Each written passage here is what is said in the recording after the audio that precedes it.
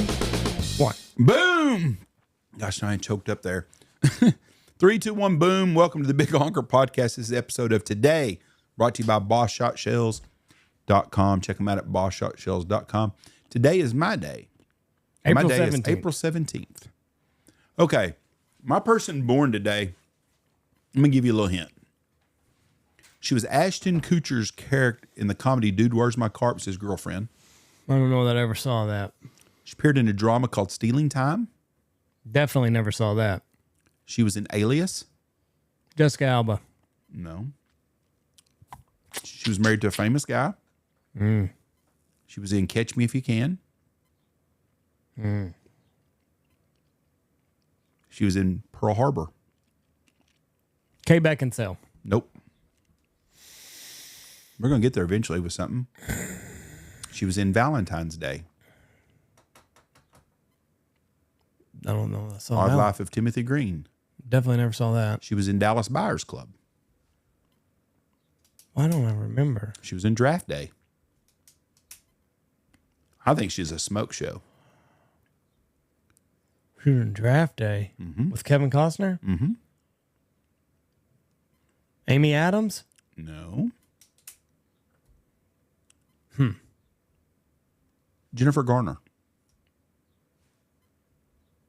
You know who Jennifer Garner is? She was married to Ben Affleck. I do, but I don't remember I think any of those other movies that you... she was in it. Anyway, she was born in Houston, Texas. Draft Day, Pearl Harbor. Mm-hmm. I don't know that I saw Pearl Harbor. Pearl Harbor's a very good show. I thought it was like a romantic... It was a war movie, but they had some... They put a little romantic spin on it. Yeah. I'm trying to look at her filmography here. Alias, that's the TV show. Yeah, I never got that. Well, anyways, Jennifer Garner, I think she's a good-looking lady. She does Capital One commercial now with her actual dad, too. Anyways, Jennifer Garner was born April 17th, 1972. He's an actor? No, I think he just does a Capital One commercial. My dad, don't leave home without it. That's not James Garner? No, he's dead. He's been dead a long time ago. Are they related? No. She grew up, she was born in Houston, Texas. They moved to West Virginia. Her dad was... This is a movie she was in. Dallas Buyers Club, Alexander and the Terrible, Horrible, No Good, Very Bad Day, Love Simon, Yes Day, Peppermint, The Adam Project, and The Last Thing He Told Me, a drama series on Apple TV. Anyways, when she was 3, her dad moved to West Virginia and went to work for Union Carbide. You don't know what Union Carbide is, I know, right? No. It's a company, and the only reason I know this, in Bhopal, India, like in 1985 or 1890 or something, they had a plant blew up and it killed a bunch of people. Like 1,000 people or something, 100 to 1,000, not 100,000, 100 to 1,000 people died in this explosion of some kind of chlorine gas or something. But if you're watching Christmas Vacation, and Eddie asked Clark, he said, "Clark, your company the one that blew up all them Indians over there?" I said, "No, Eddie, that was someone else." But anyways, that was Union Carbide. But anyways, Jennifer Garner was born on this day. My person that died on this day, I'm going to give you a little hint on that. Okay? Okay. Let me go to the early life. I like going to the early life in this. And then you try to guess who this is. She was born at Booth Memorial Hospital in Flushing, Queens, in New York in 1925. Oh, no. To Pauline Pierce and Marvin Pierce. Her father was a businessman who worked at the McCall Corporation, which made like cosmetics. He descended from the Pierce family that included U.S. President Franklin Pierce. She had a close relationship with her father, and she considered him a mentor in many aspects of her life. Pierce's mother, the daughter of a Supreme Court Ohio justice, was a housewife who was involved in gardening. Pierce's father descended from Robert Coe, an early Puritan colonist who founded several towns in New England colonies and served as a magistrate of colonial government. She was a third of her parents' 4 children. She often felt overshadowed as a middle child. Her older sister Martha was well liked and modeled for Vogue. Her older brother Jimmy was a delinquent, and her younger brother Scott had a bone cyst that led to several surgeries throughout his childhood. She felt especially neglected by her mother, with whom she often argued. Noticing her mother's poor financial habits and general pessimism about life, she came to see her mother's example to avoid. Instead of believing that she had to choose to be happy with what she had, She later come to understand that ordeals faced by her mother, particularly after she had a sick child of her own.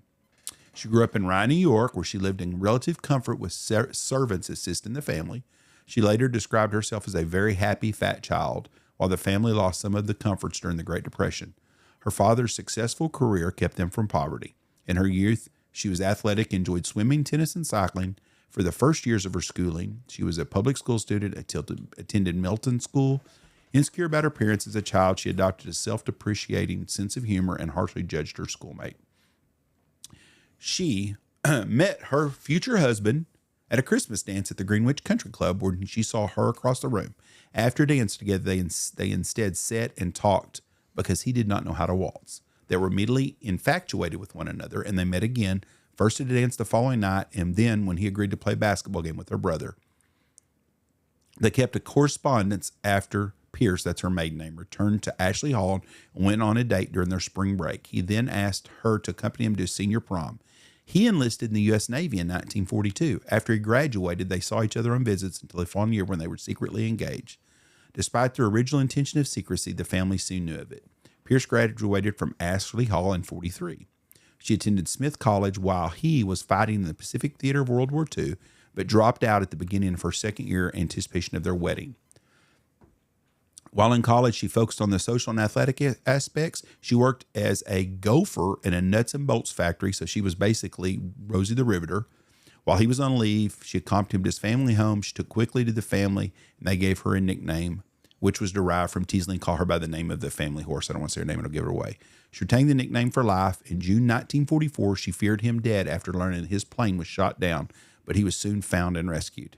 They married after he got out of the Army.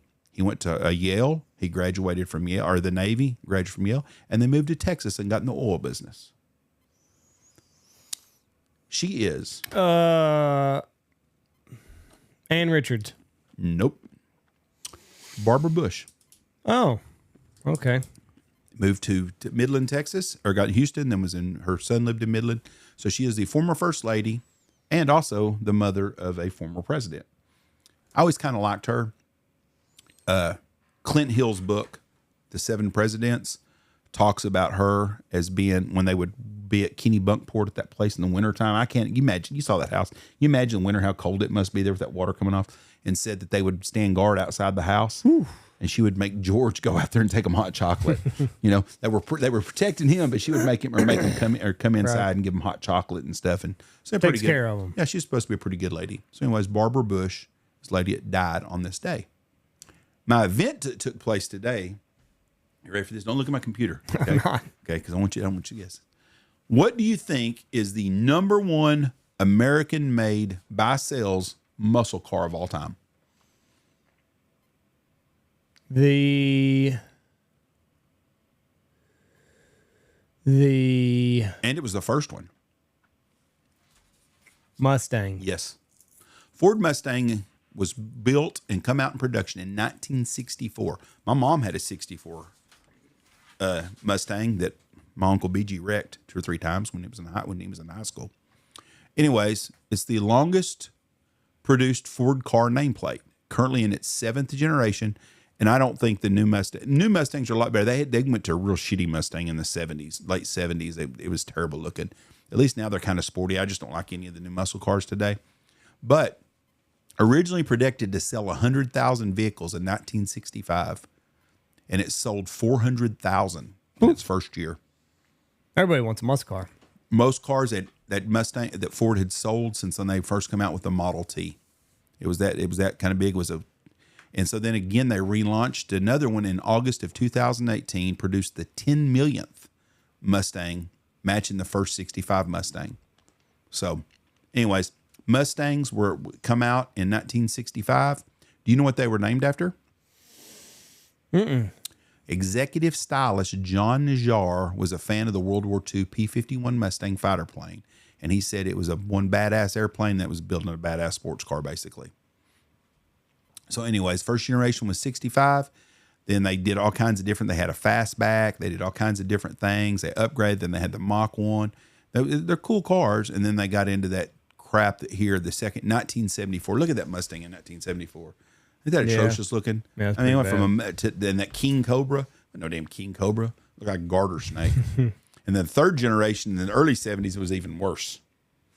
And then around 1980s, they come out with some really cool cars, and the 90s and stuff. But it's just I'm not a muscle car guy, but I like the old muscle cars from the 60s. I think were really neat. But Mustang was the first one there, and that was my event for the day.